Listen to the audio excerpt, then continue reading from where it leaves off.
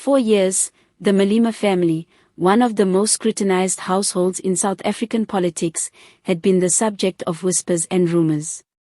Allegations of infidelity, secret liaisons, and undisclosed family dynamics had circulated quietly among journalists and political analysts, but nothing hinted at the magnitude of today's confession.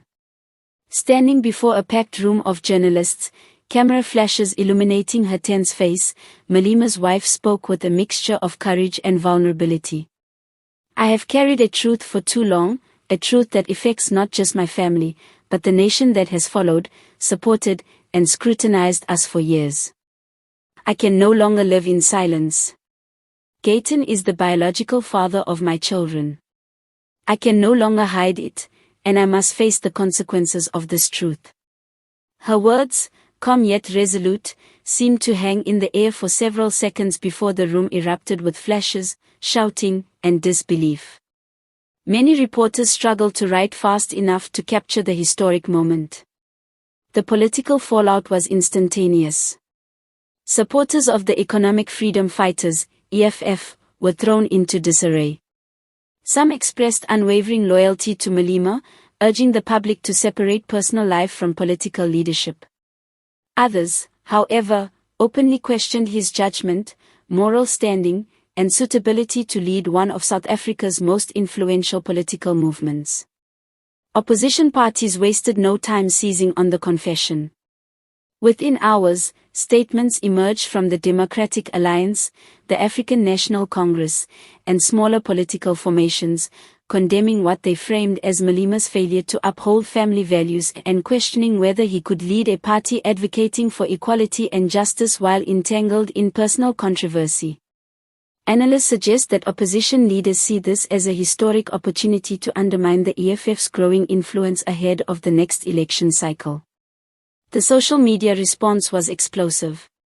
Twitter, Instagram, and TikTok flooded with hashtags like #MalemaScandal, #GaytonRevealed, #FamilySecrets, and #SouthAfricaInShock.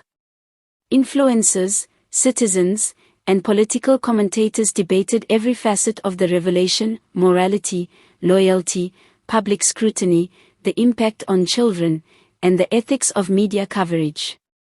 Memes proliferated within minutes, turning the scandal into both a source of humor and heated debate. Legal experts have also chimed in, warning of the potential ramifications of the confession. Custody arrangements, inheritance rights, and familial obligations could all come under scrutiny. Some commentators suggest that the revelation might even affect Malema's position within the EFF, as internal power dynamics shift amid a scandal of this magnitude. Psychologists and social commentators have raised concerns about the children at the center of the revelation, emphasizing the emotional and psychological toll that public scrutiny can exact.